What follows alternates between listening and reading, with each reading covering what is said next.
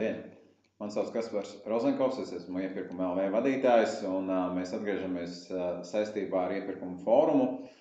Un šodien, tāpēc mums ciemos ir Artis Lapiņš no Iepirkuma uzraudzības biroja, un mēs atskatīsimies uz jautājumiem, kurus uzdeva fóruma apmeklētāji.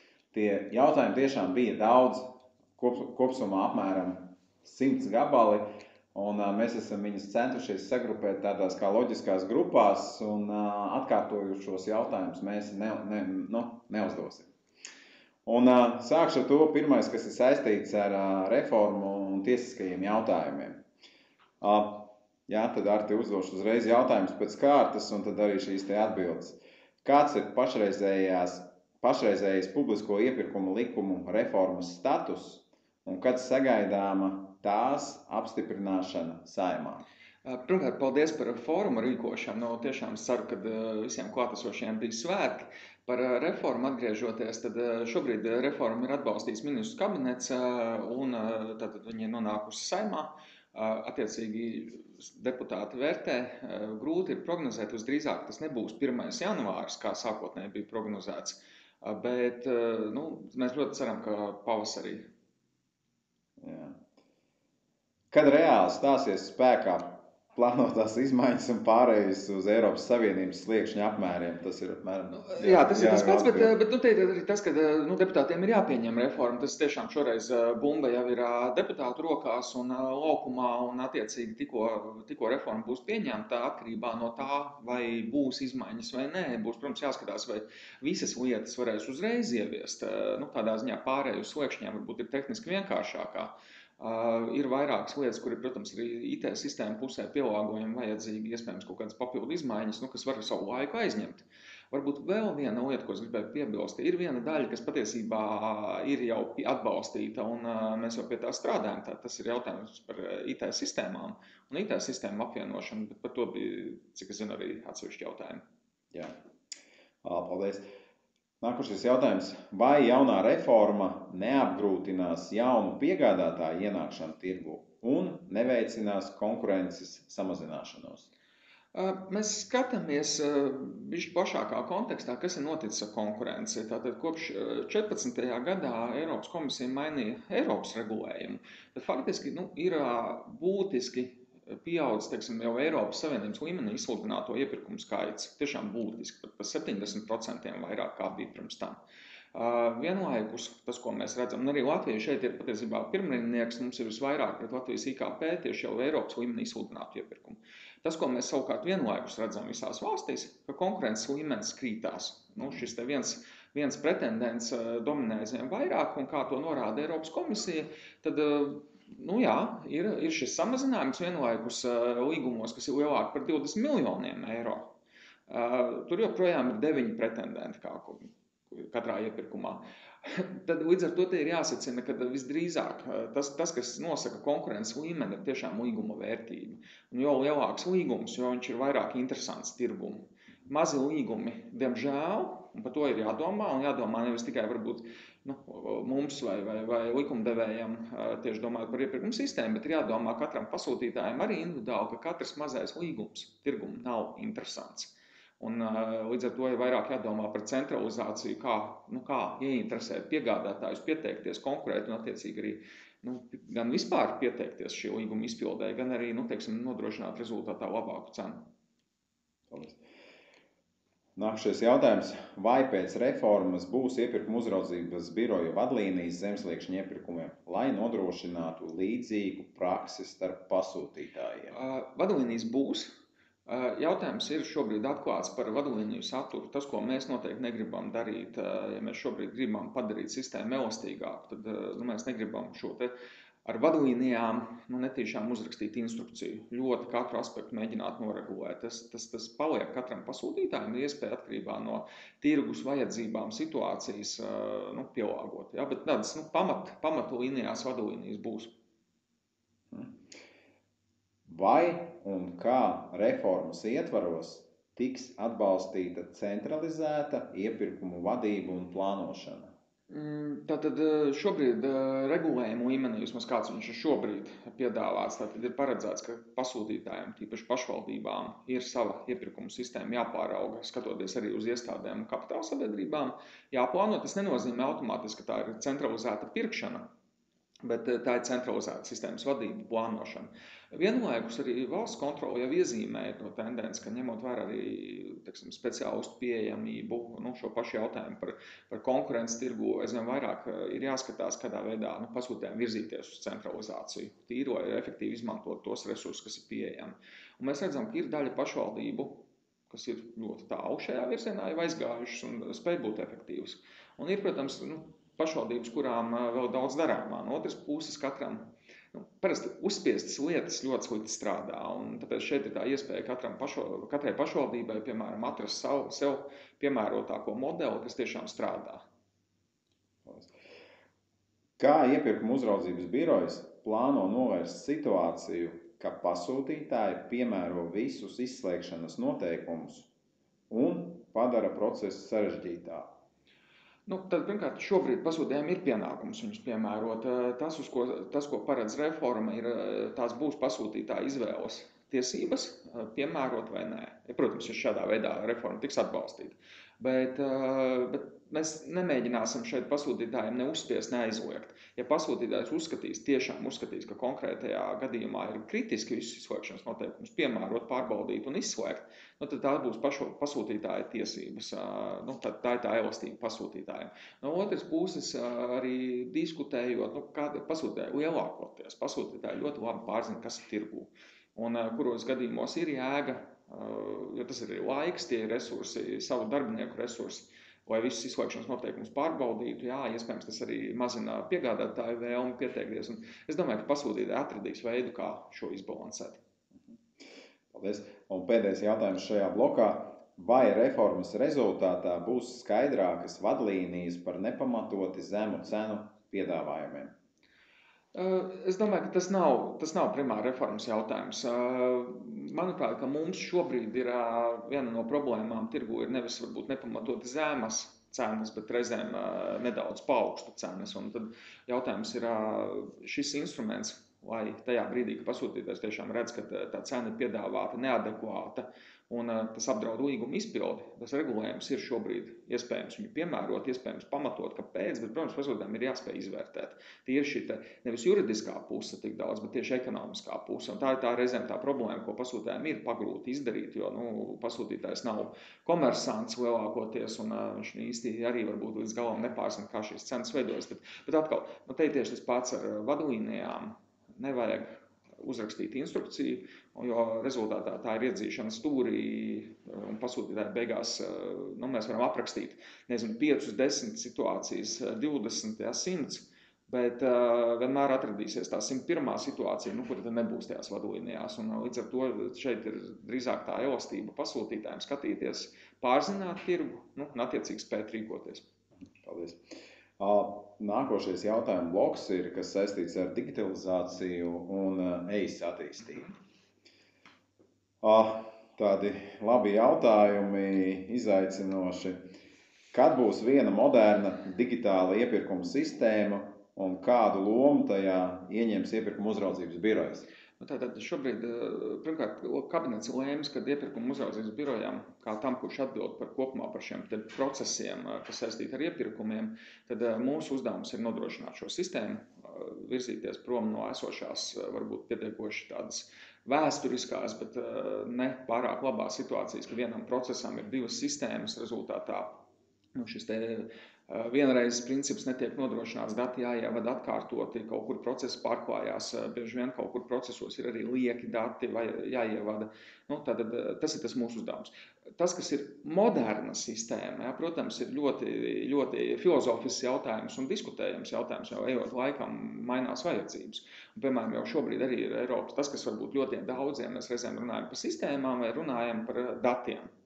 Datus, principā visdrīzāk tā kopējā tendence vai trends ir tāds, ka mums vajadzēs vairāk. Jautājums ir, kādā veidā mēs viņus iegūstam. Un, ja šobrīd, protams, ka lielākoties tas balstās uz pasūtītāju darbu ievadot, un tas ir tas, kas bieži vien pasūtītājus arī neapmierina, un to var ļoti labi saprast. Tad ir nākotnē jāskatās, kā šo teiksim, slogu pareizi sadalīt un automatizēt procesus. Tā kā virzamies. Šobrīd tas pirmais etaps, ko mēs darām, esam uzsākuši. Pirmais juridiskais, tīri formāli pārņemt eisu, to mēs līdz jaunam gadam izdarīsim, bet, protams, kā jūs saprotat, tas pats par sevi neatrisinās problēmu, kāda ir šobrīd ar sistēmām, un nekas nemainīsies lietotājiem. Tas, kas ir, mēs gatavojam tātad šo iesniegšanas funkcionalitāti vai apvienot, tātad, vai pirmkārt, visi dati ir vienreiz jāievada tikai vienreiz. Jā, laiku jau skatoties pēc tam, kādā veidā vispār var mazināt un izgūt, piemēram, no tie pašiem nolikumiem, kas ir sagatavoti šobrīd, pieņemsim atsevišķi Word vai PDF formātā un šo informāciju ielasīt.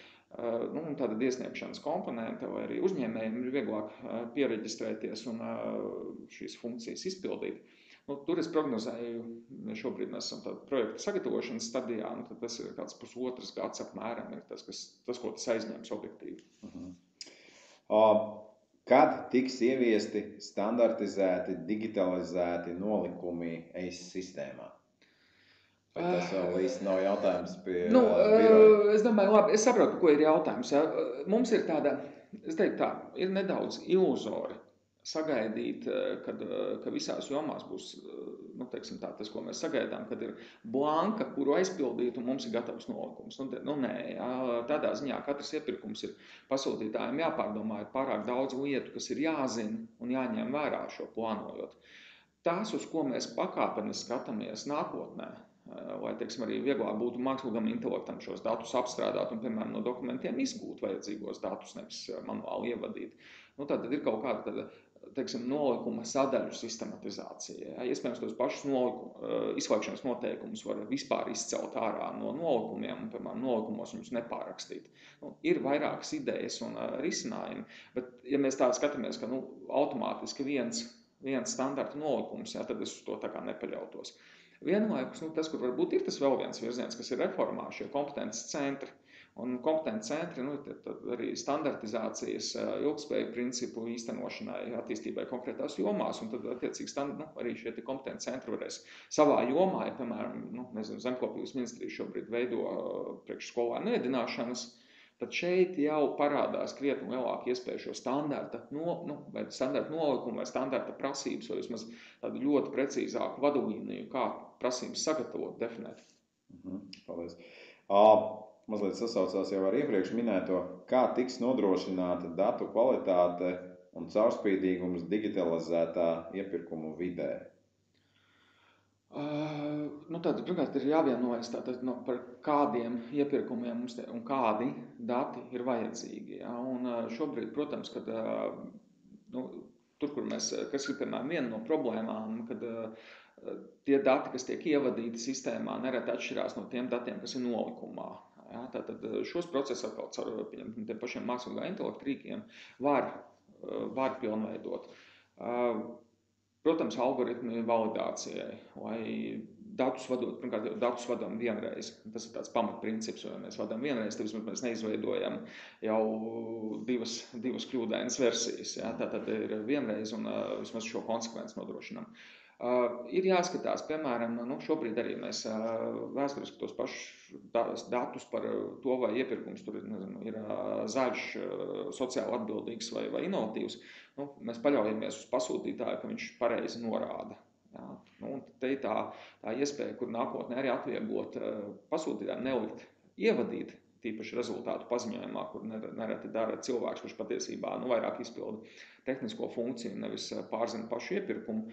Tad mēģināt šos atkal ar mākslīgo intelektu šos datus izgūt no jau iesniegtiem piedāvājumiem, nolikumiem. Bet, tas ir katra šāda viena lieta vai viens process prasa zināmu darbu ieguldījumu, pie viņiem ļoti konsekventi jāstrādā.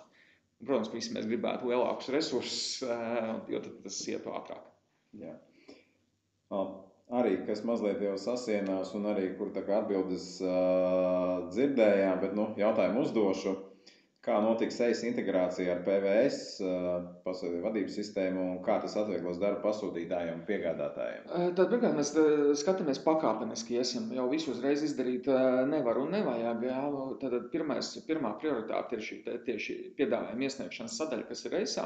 EIS būvēts vairāk kā šķiet 8 gadus, manuprāt, jau pat 10 gadus atpakaļ, starp sistēmām ir arhitektūras līmeņa atšķirības, un līdz ar to tāda vienkārša integrācija nav. Līdz ar to mēs skatāmies, kā šo te piedāvājumu iesniegšanas funkcionalitāti, to, kas ir pasūtītāja profils, pievienot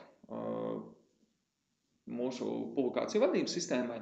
Vienlaikus, protams, tas nozīmē arī izmaiņas abās sistēmās, un te arī droši vien būs vēlāk jāskatās, iespējams, ka tur vairs nebūs, mēs šo jauno sistēmu vairs nezināsim nosaukumu elektronisko iepirkumu sistēmu vai publikāciju vadības sistēmu, iespējams, ka arī šeit būs tāds kopējais rebrandings šim procesam. Bet tas iegūms būs kaut vai viens ļoti vienkārši iegūms pasūtītājiem, kad vien tie paši dati tiešām nebūs divreiz jāievādē. Un tas ir tāds, arī mēs iekšēji esam apņēmušies pie šī rūpīgi strādāt. Un šobrīd tas gan tā atbildība, gan iespēja beidzot ir mums dota, lai šo atrisinātu.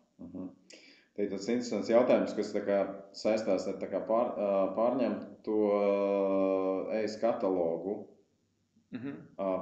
Vai tiek plānota EIS kataloga informācijas regulāra aktualizācija, piemēram, reizi gadā? Šis jautājuma bloks ir nedaudz par citu lietu. Viņš ir, tātad šobrīd mums no vienas puses, lai mazāk tērētu resursus arī administratīvos, veicot iepirkumus. Tātad mēs gribam veikt vienreiz iepirkumu un noslēgt līgumu uz vairākiem gadiem. Un tas ir tas, ko šobrīd dara arī Valsts digitālās attīstības aģentūra. Tātad mēs šogad veicam iepirkumu, un pēc tam šī vispārīgā vienošanās ir uz 3 vai 4 gadiem, kā kurā gadījumā. Un mēs tā arī skatāmies, no vienas puses ir saprotam arī valsts kontroles norāda, ka varbūt vajadzētu mēģināt vēl garākus slēgt. Bet tieši tā problēma pareizi uztverta, kad mūsu esošajā ekonomiskā vidē tā situācija ļoti strauji mainās, tehnoloģijas ļoti strauji noveco, un faktiski tas būtu jautājums, cik bieži mēs šos te iepirkumus veicam un atkal kādā veidā mēs aktualizējam. Šis primāri tas jautājums būtu vairāk pat iepirkumu veicējiem. Tas nav iepirkumu uzraudzības birojas, tas ir šajā gadījumā Valsts digitālās attīstības aģentūra. Arī turpmāk viņi nodrošinās šiem katalogiem saturu. Tad viņi šai atbildību par šo te pirkšanas darbību vai atvieglot jau tālāk dzīvi pasūtījumiem paliek. Tas būs jautājums vairāk viņiem. Bet vēl ir viena lieta, kas ir jāņem vērā par centralizāciju. Mēs reizēm nedaudz ļoti koncentrējamies, kad mēs tā kā centralizāciju saprotam tieši šos te katalogus. Kur ir problēma? Patiesībā šobrīd ir attīstījušās vairākas metodas, tāpat dinamiskā iepirkuma sistēma, kura ļauj zināmu darbu, šo kvalifikācijas posmu iziet centralizēti. Un šādu sistēmu var kaut vai izveidot šiem pašiem 4 gadiem. Bet piedāvājumi jau tiek sniegti katru reizi, kad procedūru 2. posmā pabeidz katram atbilstoši katrai konkrētai vajadzībai iepirkumam. Tad, te ir tā iespēja kādā veidā nodrošināt, ka var ienākt klāt papildu spēlētāji pievienoties šai sistēmai, vai tādā izpratnē šim katalogam, vai sauciet kā gribam, bet un otras puses katru reizi iedot arī maksimāli izdevīgāko piedāvājumu konkrētam pasūtītājiem. Tā kā iespējams mums te ir jāmaina tāda kopējā pieeja, kā mēs organizējam. Nākošie 2 jautājumi tādi bišķi ar nākotnes skatījumu un domām, kā tas varētu būt. Vai iepirkuma uzraudzības birojas spējas būt efektīvs IT sistēmu uzturētājs un attīstītājs, ja EIS tiks nodots birojam? Mums, te ir jautājums, vienmēr ir, tā kā runājam par sistēmām, mums vienmēr ir vēlme koncentrēties uz tehnisko dzelžu pusi vai uz, kaut kādu programmēšanu. Tas, kas ir jāsaprot, ka veidojot IT sistēmas, kas ir tas būtiskākais, ir patiesībā pārzināt procesus, kam tā sistēma tiek veidot. Un vienlaikus arī spēt ietekmēt procesus. Un ja digitalizācija nāk ar to, ka mums ļoti daudz procesu principā būtu jāpārveido. Veidojot sistēmu, restīvi jāuzveido nevis sistēma priekš esošiem statiskiem procesiem, bet veidojot sistēmu vai attīstot, ir jāpārskata arī paši procesi, lai viņi tiešām kļūtu digitāli.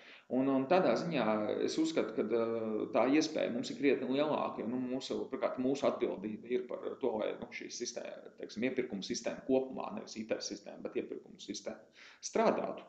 Un tas ir tā atgriezeniskā saite, kur mēs varētu būt, manuprāt, efektīvāki savukārt nekā varbūt kaut kādā ziņā Valsts digitālās attīstības aģentūra līdz šim, jo viņiem atkal pati tā iepirkuma joma nav varbūt tik bijusi fokusā, cik vairāk, varbūt šī IT.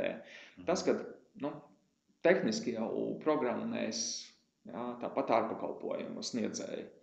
Bet te ir tā mūsu atbildība par šo te procesu pareizu nodefinēšanu, izveidošanu, viņu optimizāciju, patstāvīgu pārskatīšanu. Un tādā ziņā es ticu, ka mēs būsim pietiekoši efektīvi. Kā mākslīgais intelekts un automatizācija mainīs iepirkumu procesu tuvākajos gados? Es domāju, ka viņi jau maina, jau šobrīd maina, bet te droši vien es jau pieminēju iepriekšējās atbildēs, kā piemēram, ka viens no jautājumiem, ka, ja mēs skatāmies, ka pasūtītāji, tas dokuments, ko pasūtītājs sagatavo primāri, ir nolikums, un, protams, ka pasūtītāji primārais fokus nav uz kaut kādiem iepirkumu paziņojumiem, tad te ir, piemēram, liela iespēja, kā šos te informāciju kaut vai no tā paša nestruktūrētā dokumenta izgūt un izmantot. Tas pats ir visas šīs datu vajadzības, statistikas, analīzes. Tātad šeit tās iespējas būs daudz lielākas. Un arī droši vien mēs skatāmies šobrīd, teiksim, ja mēs paceļam sliekšņus līdz Eiropas slieksnim, tad jau atstājam krietni elastīgāk, kā organizēt procedūru. Kaut kādā ziņā, kāpēc mākslīgais intelekts kādā brīdī arī šos piegādātājus nevarētu meklēt. Tā kā iespējas ir, mēs vēl droši vien daudz patiesībā nezinām, mēs redzam, ka tas progress ļoti strauji. Ne visās jomās vēl ir tāds 100% briedums, mēs arī šobrīd testējam, piemēram, mākslīgā intelekta izmantošanu, teiksim, lai gatavotu atbildes uz pasūtītāju jautājumiem.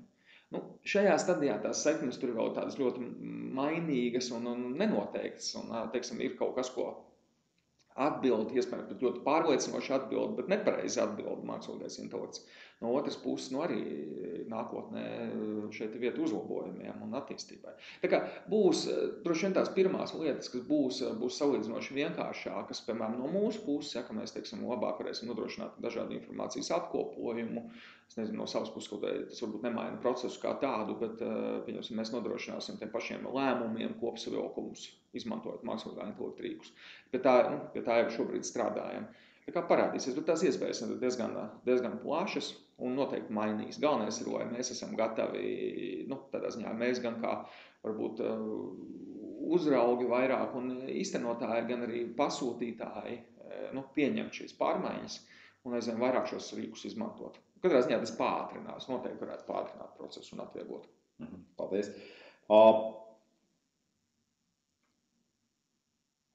Nākošais jautājuma bloks attiecās par kvalitātes kritēriju nozīmi inovācijām un kā tas ir līdzsvarojumā ar cenu iepirkumos.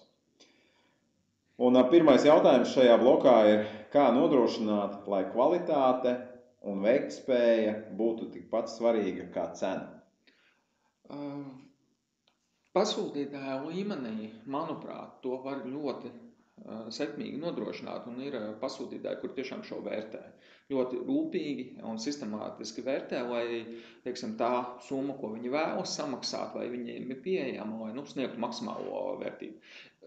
Te nav, mēs arī ļoti bieži varbūt maldīgi diskutējam par šo te zemākās cenas kritēriju, kā visi ļaunumi sakne.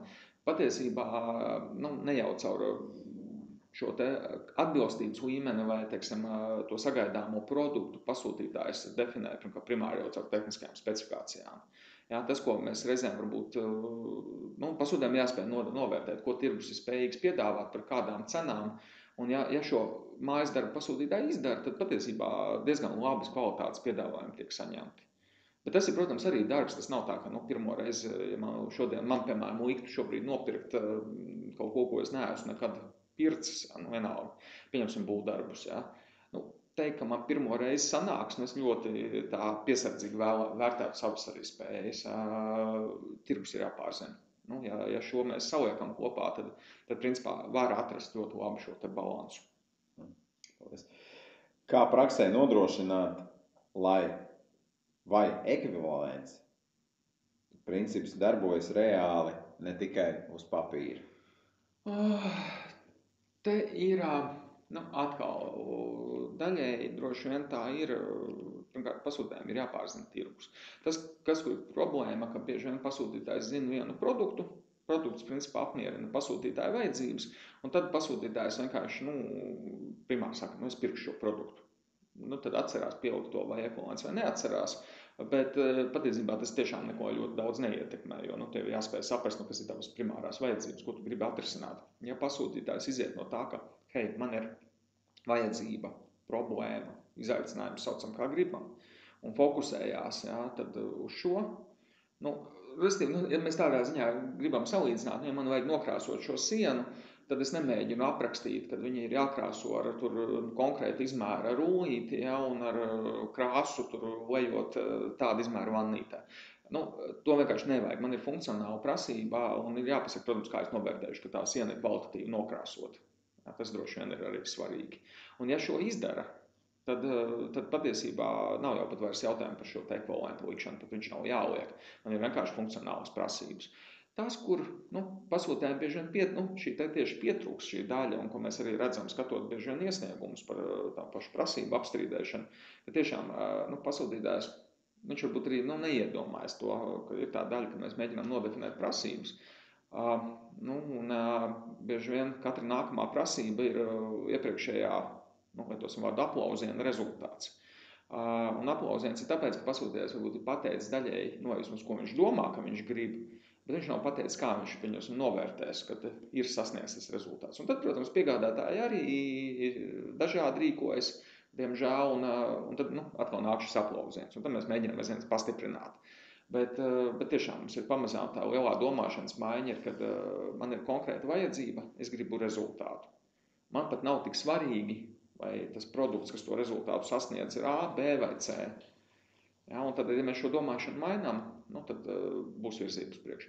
Vēl viena lieta, kas ir, es arī konferencē tā kā uzsvēru, ka šobrīd mums ir, ka mēs nevis bieži vien kā pasūtītāji koncentrējas uz labākā piedāvājuma saņemšanu, uz ko būtu jākoncentrējas iepirkumā, bet gan koncentrējās uz sliktākā vai nevēlamākā piegādātāja atmešanu. Un, diemžēl, rezultāts nav tas vēlamākais.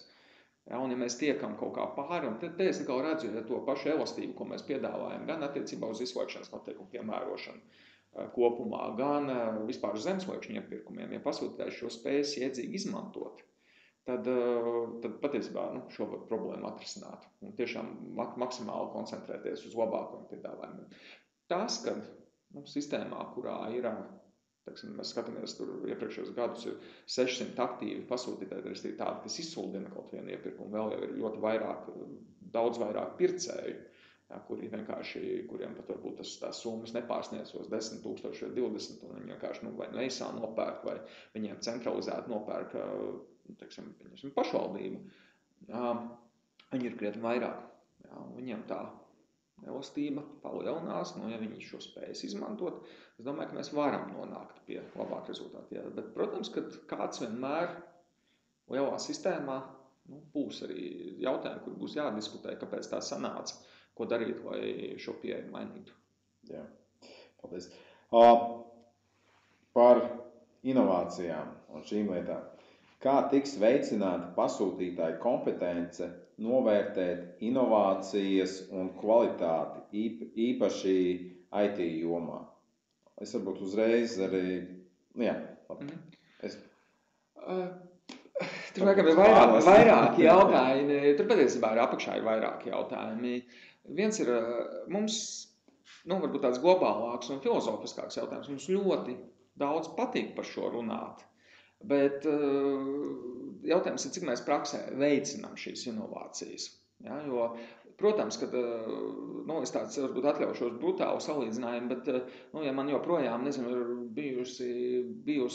esmu izmantojis savā apgaismas ķermeņos kvēlspuldzes, tad nosacīt priekš manis šobrīd būs inovācija nopirkt ledspulci, vai arī, protams, ka jūs visi smiesieties un pateiksiet, ka tas bija pirms 10 gadiem vai vairāk, Bet tas tādā pasūtā individuālā līmenī, bet atkal jautājums, kā vispār radīt inovatīvākus risinājumus.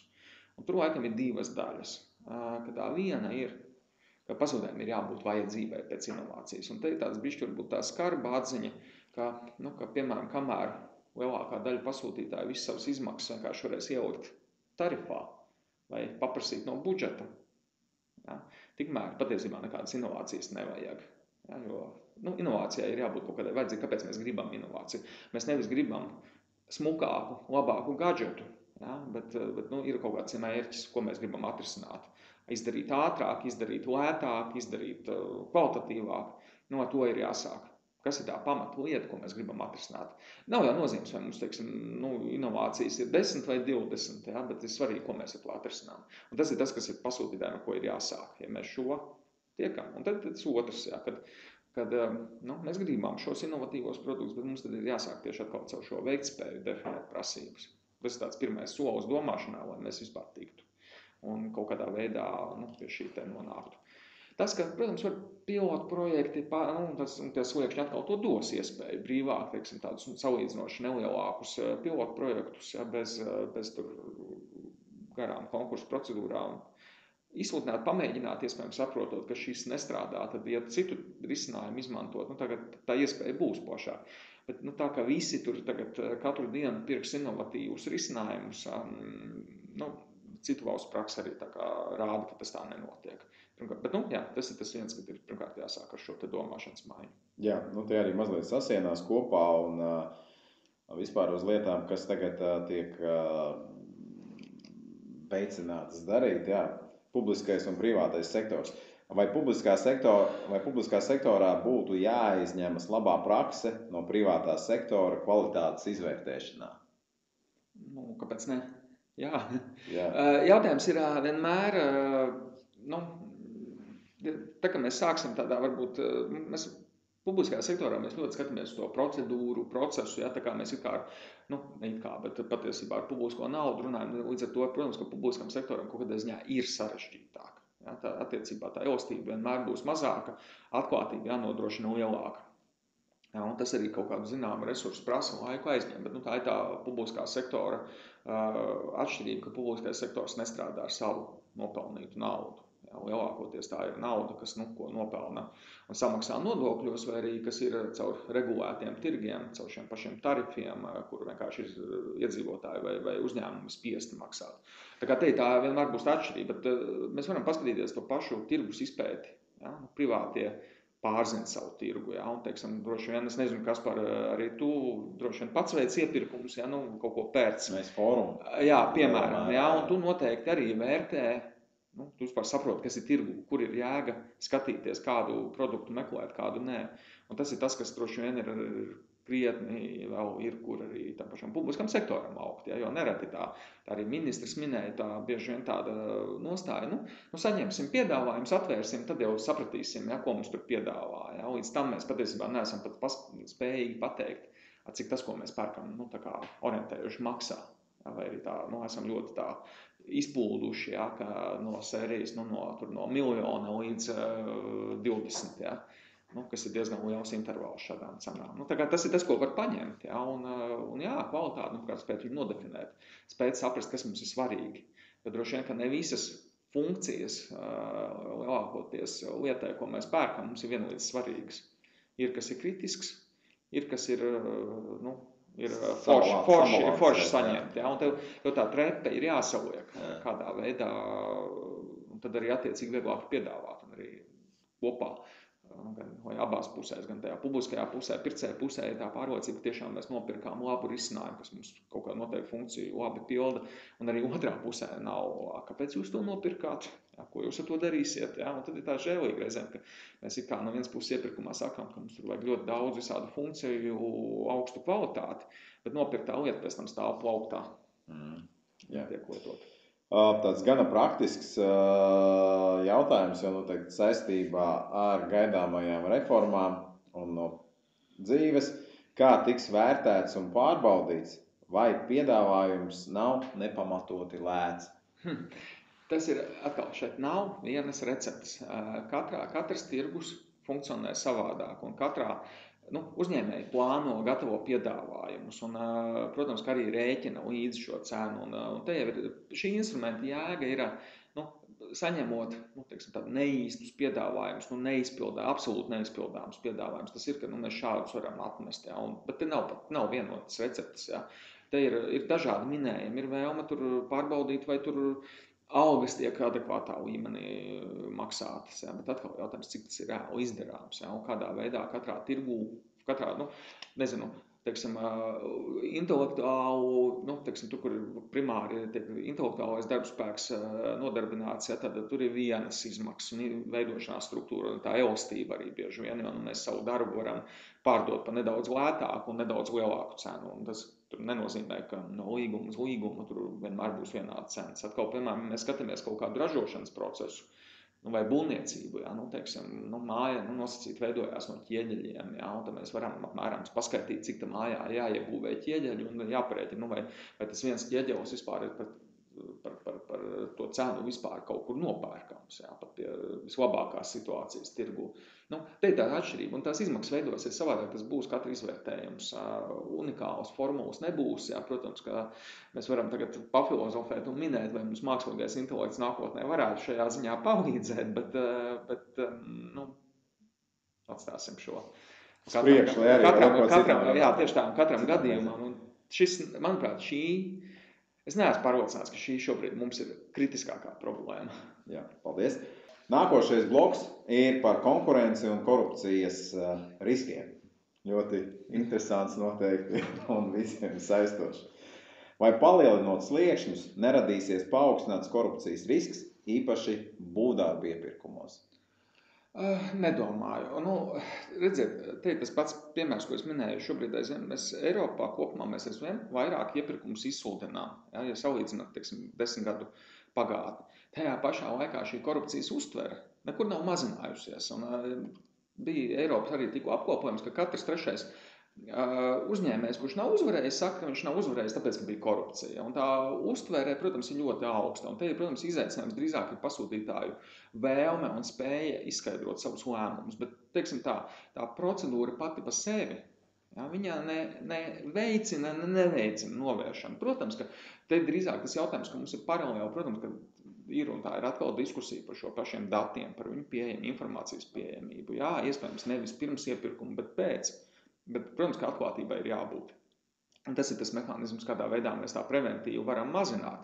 Bet ar šo sistēmu vai ar citu sistēmu tas neizslēgs, kad noteiktos brīžos tiesību sargājošām iestādēm arī būs jāveic konkrētas darbības. Jā, tie ir tāds diezgan jau tiešs jautājums. Es domāju, nezinu, vai Lapiņkungs būs uz to gatavs atbildēt un zinošs atbildēt, kā tiks kontrolēti negodprātīgi pretendenti un nepamatotas sūdzības? Teiksim tā, par sūdzībām mēs redzam, ka protams, ka šobrīd lielākā daļa arī šobrīd ņemot vērā šos pieņemtos lēmumus ir, mēs lielākoties lielu daļu atzīstam par nepamatotām. Vēl ir viena daļa, kas netiek vispār pieņemt izskatīšanai. Bet atkal no otras puses mēs redzam, ka tas ir tas tirgus balansēšanas mehānisms, kur tam komersantam ir iespēja atnākt, caur šo mehānismu pārliecināties, ka pasūtītāja rīcība ir vai nav pareiza. Tad labāk, es teiktu, ka labāk komersants pat, ja beigās mēs noraidām šo iesniegumu. Ja. Un tas tomēr ir tikai mēnesis, kas ir ļoti ātrs, un daudzās valstīs šie iesniegumu procesi nav tik ātri. Tur bieži vien virs gada tiek skatīts, un tikmēr pasūtītais līgumu nedrīkst slēgt. Tad labāk mēs ar šo instrumentu pārliecinamies, ka vismaz tas sāpīgais punkts ir pasūtītājs rīkojies pamatot, nekā mēs vairojam šo atkal uztveri par korupciju. Ja, kas atkal mums bieži vien jau caur savādāk jau atkal kļūst sāpīga. Tā kā te ir, mēs skatāmies, līdz mēs kritiski vērtējam, ja nav tā, ka arī mēs arī no statistikas skatoties lielu daļu tiešām iesniegumu noraidām, ja, vai, teiksim, savu procentuāli tā pamatot atzītā daļa ir mazāka nekā tā, kur mēs atzīstam par nepamatotiem. Bet vienlaikus tas ir tiešām mehānisms, kā šo tirgu bišķi kontrolēt, vadīt un arī, teiksim, veidot kaut kādu zināmu praksi, tīpaši, ja mēs diskutējam par tām pašām nolikumos izvirzītām prasībām, lai viņas būtu tāds, ka konkurence ir iespējama, nevis, ka viņa nav iespējama. Es saku, mēnesis nav tas ilgākais laiks, un es šeit nesaskatītu tādu pašu lielāko problēmu. Jā, arī gana praktisks jautājums. Vai sūdzības par iepirkumiem varēs iesniegt arī citām institūcijām, ne tikai iepirkuma uzraudzības birojām? Jau šobrīd mēs redzam, ka bieži vien par iepirkumiem atkarībā no tā aspekta, jo katrai iestādē ir sava kompetence. Ja? Mēs redzam, ja uzņēmējs uzskata, ka tur ir, piemēram, iespējams koruptīvas darbības, ja? Tad tiek sūdzās korupcijas novēršanas apkarošanas birojā. Ja tur ir konkurences ierobežojumi, tad nereti ir arī konkurences padome tiek iesaistīta.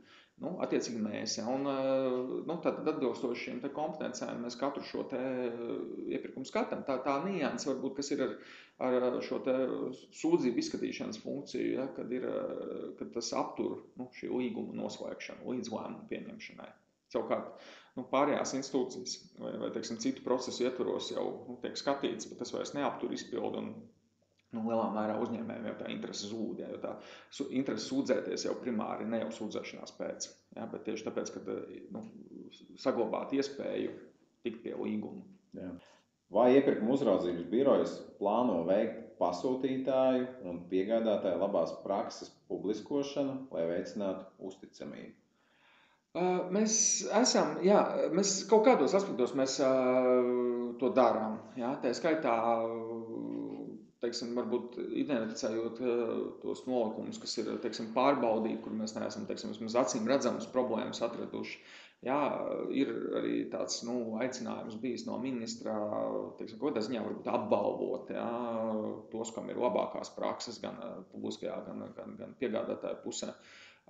Mēs skatīsimies, kā to izdarīt, jo te vienmēr tas ir atkal jautājums, vai tāds filozofiskais, ka pieņemsim konkrētajā iepirkumā, teiksim, tiešām viss bijis ļoti labi, ja, un tas nolikums ir, vai dokumenti bijuši ļoti kvalitatīvi. Tas nenozīmē, ka viņi tieši tāpat nostrādās nākamajā. Ja, un te tā dara vēlme, bieži vien mums paši esam diskutējuši, ka mēs varam pateikt, jā, šis bija konkrētajā iepirkumā kvalitatīvs, labs, pareizi izsvērts nolikums, piemēram, jā, prasības. Bet vai viņu var paņemt kāds cits un viens pret viens piemērot? Tas ir ļoti labs jautājums. Viņš var nestrādāt. Ja, un tā kā, skatīsimies, kā to labāk izdarīt. Iepirkuma gala tas tā ir skaitā, jā. Bet par to, ka viņš var vienā brīdī būt labs un nākošajā iepirkumā viņš atkal var būt slikts. Es domāju, Man ir pieredze varbūt arī no Eiropas Savienības fondu vadības, kur arī bijis tā, ka tev perioda beigās ir jānosauc labākie projekti, kas ir bijuši, un tad tu sāc domāt. Ir projekti, kuros ir labs rezultāts, bet kaut kādas problēmas bija procesā. Ir, kur ir bijis labs process, bet rezultāts ir tāds. Un tad vienmēr tā dilēma parādās, kā pateikt. Es domāju, ka ļoti daudzi speciālisti dara savu darbu ļoti labi. Bieži vien, pat neviens apkārt varbūt tā nerunā, nenojauš, bet viņi tiešām izdara. Ja, un tad viņi tirgū principā ir novērtēti un, darbs atrod viņus jau. Un līdz ar to pārējiem pārāda uz nākošo bloku, bet arī ap tirgus un kompetenci un izglītību, jā, tieši iepirkumu cilvēku. Kā iepirkuma uzraudzības birojas plāno veicināt tirgus dalībnieku kompetenci un izpratni par kvalitatīvu dokumentāciju? Te droši vien jautājums par piedāvājumiem. Mēs runājam par tirgus piegādātāju pusi. Te ir divas puses. Jā. Mēs primāri mēs nodrošinām šo te atbalstu konsultācijas pasūtītājiem, jo tas atslēgas brīdis ir pasūtītājs, kuram ir jāspēj šie te, gan sastruktūrēt iepirkumus kopumā, gan tīri juridiski, gan ekonomiski, gan tehniski. Tad ar viņiem mēs strādājam šie te pasākumi dažādos formātos. Mūsu formāti ir formāti, kuros mēs piedalāmies kā lektori vai kopā arī ar citām institūcijām. To mēs strādājam, arī turpināsim strādāt. Par piegādātājiem te ir, kā sagatavot labu piedāvājumu. Ja? Tas vienmēr, protams, mēs varam skaidrot, ko nozīmē vienas vai otras prasības, kādā veidā kopumā strādāt ar pasūtītu, ar publisko sektoru. To mēs arī aizvien vairāk mēģinām darīt. Tas, kur šeit ir ierobežojumi, vai pretendents sagatavo labu piedāvājumu, ja, teiksim, bez tur kļūdām, tiešām izdevīgu, ja, tas būs vienmēr bišķi arī pretendenta jautājums. Ja tu tiešām gribi konkurēt un iegūt līgumu slēgšanas tiesības, tad kaut kādā ziņā arī pacenties. Bet, protams, ka te ir otra puse, un pasūtījām atkal ir jādomā, vai visas tās prasības, ko mēs izvirzām, vispār ir vajadzīgas, un vai nav tā, ka tas, ko mēs beigās domājam, tur pretendents nesalika visus papīrus. Jautājums, kas tam ir cēlonis? Varbūt mēs paprasījām papīrus, kurus vienkārši, kuru vai nav, vai vispār nevajag.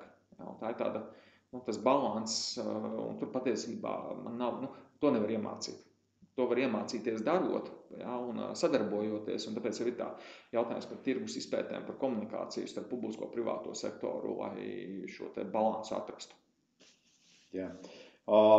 Saistībā ar konkurenci un arī ar piegādātājiem, vai un kā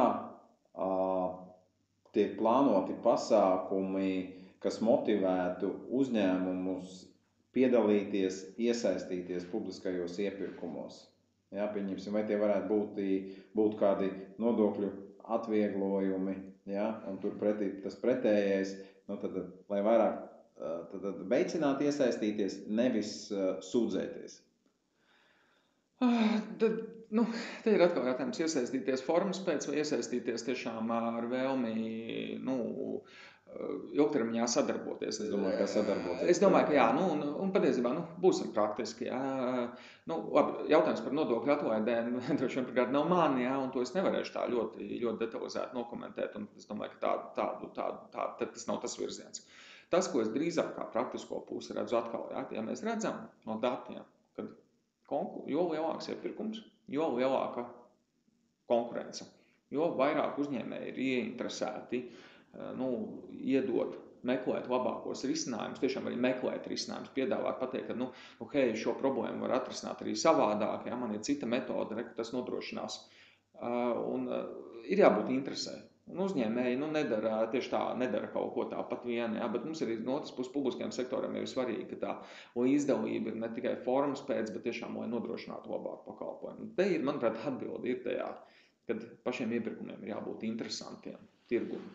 Un jo interesantāki, lielāki viņi būs, jo patiesībā mēs redzēsim šo pieaugumu. Jā. Tāds jautājums tieši arī par iepirkumu uzraudzības biroju un zemesliekšņu iepirkumiem. Kā iepirkumu uzraudzības birojas vērtē pašvaldību un pasūtītāju atšķirīgo praksi zemesliekšņu iepirkumos? Tur jau pat nav jautājums par... Tas, ko mēs redzam no tām pieejām, no pasūtītāju uz pasūtītāju tiešām ir atšķirības zemesliekšņos, ja, bet atkal jautājums ir, tad, ja mēs visu mēģināsim nostandartizēt un pateikt, ka ir tikai viena prakse, ja, tad mēs atkal šo elastību, ko mēs tā ļoti gribam iedot, šobrīd pasūtītājiem pazaudēsim. Manuprāt, te ir atkal, mēs varam ļoti koncentrēties. Tiešām mazo, nav tā, protams, tās kopsums jau nav nemaz tik mazas, ja, bet katra tā iepirkuma vērtība ir salīdzinoši maza, un katrai mēs aizmugurē neizstāvēsim, vienotu receptu neiedosim.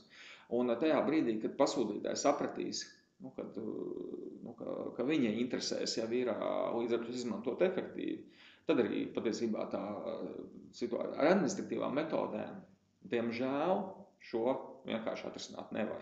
Jā, tas ir tas jautājums par interesi, jā, protams, apzināšanos, ka resursi visam nepietiek. Jā, mēs katra mazā iepirkuma viskompetentāko speciālistu atrast. Un tad ir tas jāiet visdrīzāk virziens, tomēr atkal ir šī centralizācija. Jā, mēs ļoti ceram, ka kompetenti centri attīstīsies un toreiz, principā, šo kaut kādā ziņā šo iepirkšanas darbību tā, patiesi outsourcēt, jā, lai tas, kurš to dara katru dienu, izdara labi arī konkrētā gadījumā.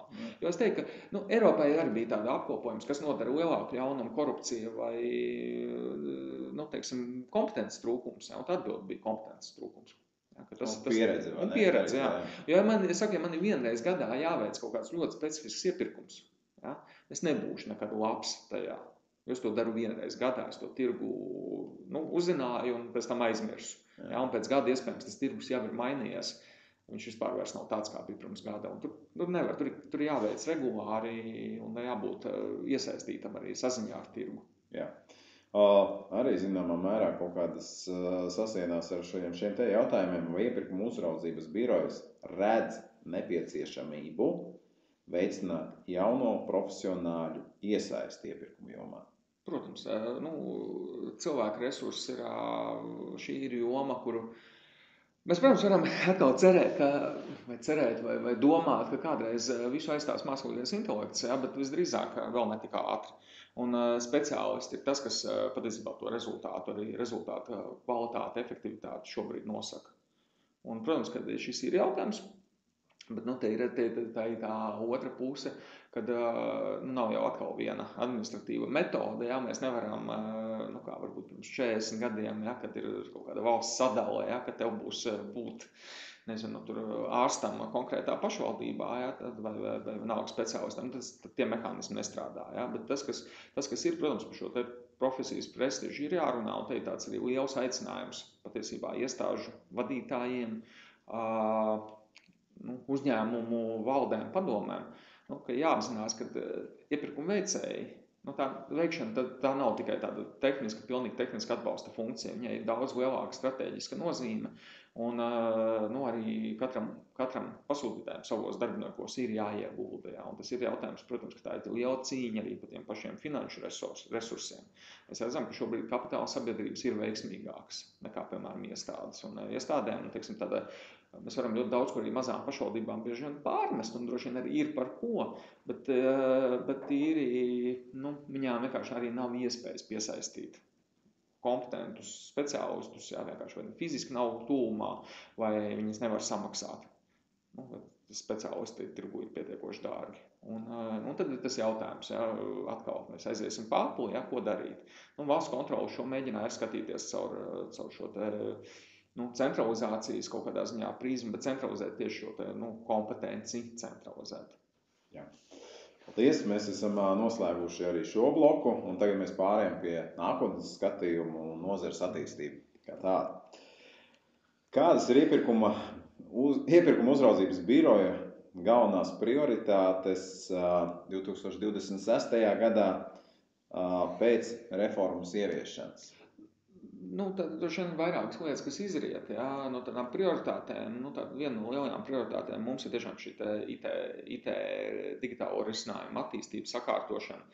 Jo tas ir arī tas, kas ir vajadzīgs faktiski, lai reformu vispār ieviestu, kas ir arī datu šī pieejamība, kas ir aizmugurē. Tad IT sistēmas ir viena no būtiskākajām prioritātēm. Otrs, ko mēs, protams, uzsvaru liksim, ir šis izglītošana, tas, ko mēs arī saredzam, un tas izriet, jo mums ir tāds atkal varbūt, kas ir mūsu sabiedrības tās pārmaiņas, kas notiek, viņas ir būtiskas tādā ziņā, kam ir jānotiek aizvien vairāk, kad mums no tādas stingri regulētas pieejas ir jāspēj pāriet uz elastību, un spēju katrā individuālu gadījumu izvērtēt, bet tas, protams, prasa šo intelektuālo resursu pasūtītājiem, to atbalstu vajadzēs, protams, un mēs jau to nenoliedzam un redzam, tur būs jāmeklē veidi, kā šajā te domāšanas maiņas procesā ieguldīties un viņu maksimāli atbalstīt, un viņam netraucēt arī. Jā, paldies. Un tad noslēdzošo jautājumu, mēs apvienošu vairākus kopā, bet tā tēma un doma ir viena un tā pati.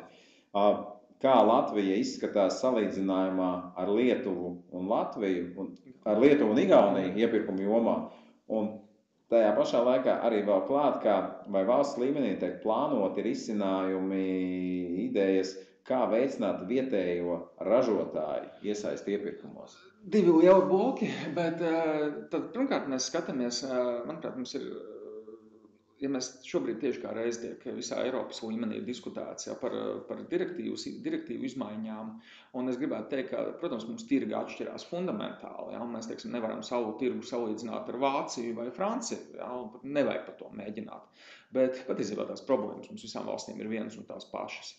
Kaut tāpat pieminētā konkurence, kas ir samazinājusies, un visās valstīs ir šī pati situācija. Digitalizācijas izaicinājumi, visām valstīm ir kaut kur iztrūksti, arī pielāgojumi nav.